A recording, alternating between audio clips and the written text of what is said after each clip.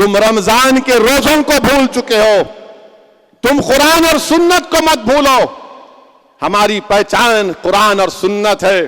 تم مسجدوں میں جا کر اپنے چہروں کو جھکاؤ گے سجدے میں، اپنے پیشانیوں کو زمین پر رگڑ کر اللہ سے بھیک مانگو گے کہ اللہ معاف کر دے، تو خدا کی قسم پورے ظالم لوگ تمہارے سامنے اپنا سر جھکا دیں گے، مگر تم مسجدوں کو بھول چکے ہو۔ روزہ رکھو، زکوٰۃ دو، نوجوانوں روزہ نماز پڑھو۔ مسلمانوں کی پہچان کیسے ہوگی؟ مسجدوں کو آباد رکھنے سے ہوگی۔ نوجوانوں تم اگر چاہتے ہو کہ تمہارا دین مضبوط ہو، تم مضبوط ہو، تو اپنے سروں کو، اپنی آنکھوں کو اللہ کے آگے سجدے میں جھکاؤ۔ روزے رکھو، جس کے پاس دولت ہے زکوٰۃ نکالو، کمزوروں کی مدد کرو، غریبوں کی مدد کرو۔ اور رسول اللہ صلی اللہ علیہ وسلم نے فرمایا پڑوسیوں کا خیال رکھو۔ رسول اللہ صلی اللہ علیہ وسلم نے کیا خطبہ دیا اور کہا کہ سنو، میں تمہارے درمیان میں زیادہ دیر نہیں رہنے والا ہوں۔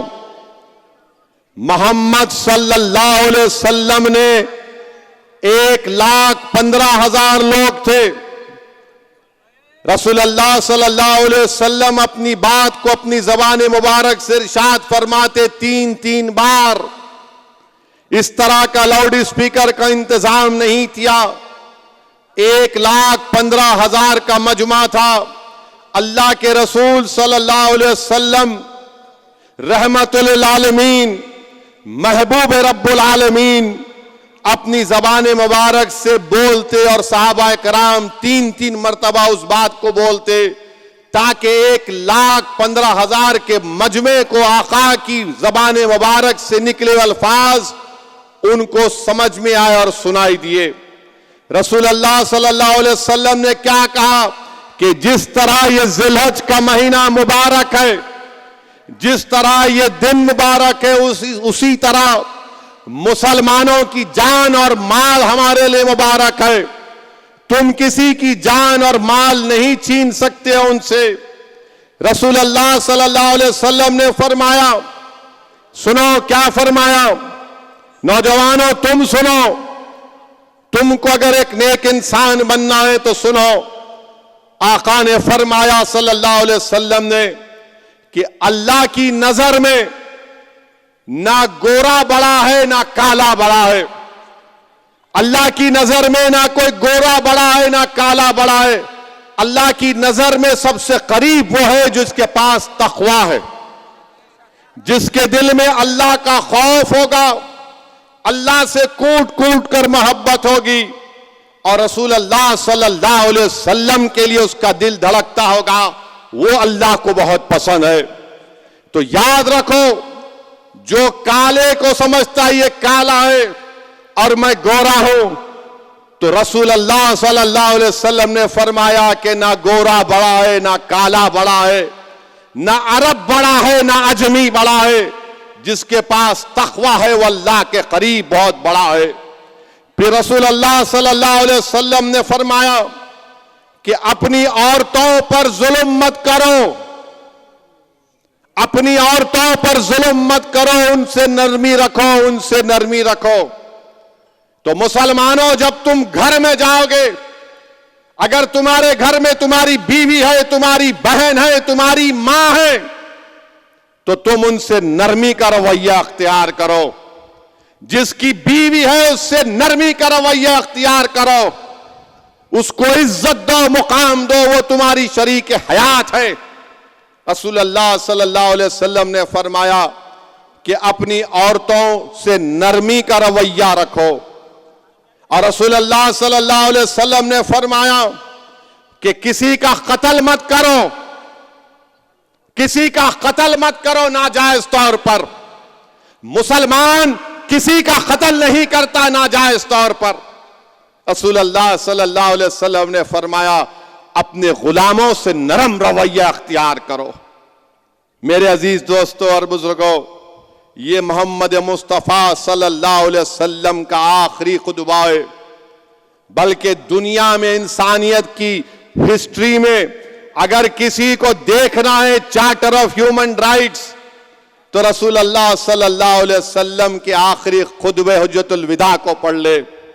تو میرے نوجوانوں، اللہ کے رسول صلی اللہ علیہ وسلم کے اس آخری خطبے کے الفاظ کو یاد رکھو کہ کسی مسلمان کے مال کو یا کسی کے بھی مال کو یا کسی کے جان پر آپ کسی پر حملہ نہیں کر سکتے۔ اپنی عورتوں سے، اپنی خواتین سے نرمی سے پیش آؤ گے اور توڑ دو یہ زنجیریں، کوئی کالا ہے، کوئی بڑا ہے، کوئی خاندانی ہے، کوئی فلاں ترمچی ہے، کوئی نواب ہے، ارے کوئی اللہ کی نظر میں سب برابر ہے۔ کوئی کالے کو گورے کو کالے پر فوقیت نہیں ہے۔ تمہارا خاندان پاندان ہوگا مگر اللہ کی نظر میں کچھ نہیں ہے اس کی حیثیت۔ تم میں اللہ کا خوف ہوگا، تم میں رسول اللہ صلی اللہ علیہ وسلم سے محبت ہوگی۔ اور رسول اللہ صلی اللہ علیہ وسلم نے اپنے آخری خطبے میں فرمایا، نماز پڑھو، روزہ رکھو، زکوٰۃ دو۔ نوجوانوں، روزہ نماز پڑھو۔ مسلمانوں کی پہچان کیسے ہوگی؟ مسجدوں کو آباد رکھنے سے ہوگی۔ نوجوانوں، تم اگر چاہتے ہو کہ تمہارا دین مضبوط ہو، تم مضبوط ہو، تو اپنے سروں کو، اپنی آنکھوں کو اللہ کے آگے سجدے میں جھکاؤ، روزے رکھو، جس کے پاس دولت ہے زکوٰۃ نکالو، کمزوروں کی مدد کرو، غریبوں کی مدد کرو۔ اور رسول اللہ صلی اللہ علیہ وسلم نے فرمایا پڑوسیوں کا خیال رکھو، پڑوسیوں کا خیال رکھو۔ رسول اللہ صلی اللہ علیہ وسلم نے نہیں فرمایا کہ مسلمان پڑوسی کا خیال رکھو اور غیر مسلم کا خیال مت رکھو۔ رسول اللہ صلی اللہ علیہ وسلم نے آخری خطبے میں اتنا کہا، نوجوانوں پڑوسی کا خیال رکھو، پڑوسی کا خیال رکھو۔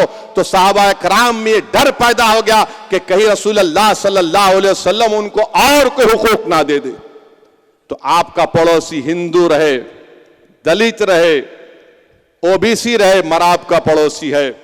اگر آپ کا پڑوسی مسلمان ہے یا کوئی بھی ہو، اس بات کا خیال رکھو کہ آپ کا پڑوسی بھوکا نہ رہے، آپ کا پڑوسی اس کی تکلیف آپ کی تکلیف ہونی چاہیے۔ اگر آپ رسول اللہ صلی اللہ علیہ وسلم سے، ہم تمام ان کے امتی ہیں، ہم رسول اللہ صلی اللہ علیہ وسلم کے امتی ہیں، اور ہمارے لیے سب سے بڑا تر امتیاز کیا ہے کہ ہم محمد صلی اللہ علیہ وسلم کے غلاموں کے غلام ہیں۔ یہ ہمارے لیے سب سے بڑا تر امتیاز ہے۔ یہ ہمارے لیے امتیاز نہیں ہونا چاہیے کہ اس کے پاس دولت ہے تو بڑا ہے، یہ ایم پی ہے تو بڑا ہے، یہ پرائم منسٹر ہے تو بڑا ہے۔ ارے سب سے بڑا امتیاز یہ ہے کہ ہم کو اچھے انسان بننا ہے۔ تو میرے عزیز دوستوں اور بزرگوں، میرے غیور نوجوانوں، میری ان باتوں پر غور کرو، نیک بنو، اچھے بنو۔ کل مستقبل تمہارا ہوگا نوجوانوں، جو تم آج یہاں کھڑے ہو کر اس دیوانے کی بات سن رہے ہو۔ اگر تم نیک ہو جاؤ گے تو طاقتور لوگ تمہارے سامنے اپنا سر جھکا دیں گے۔ تم مسجدوں میں جا کر اپنے چہروں کو جھکاؤ گے سجدے میں، اپنے پیشانیوں کو زمین پر رگڑ کر اللہ سے بھیک مانگو گے کہ اللہ معاف کر دے، تو خدا کی قسم پورے ظالم لوگ تمہارے سامنے اپنا سر جھکا دیں گے۔ مگر تم مسجدوں کو بھول چکے ہو، تم رمضان کے روزوں کو بھول چکے ہو، تم قرآن اور سنت کو مت بھولو۔ ہماری پہچان قرآن اور سنت ہے۔ یہ اللہ کے رسول صلی اللہ علیہ وسلم نے ارشاد فرمایا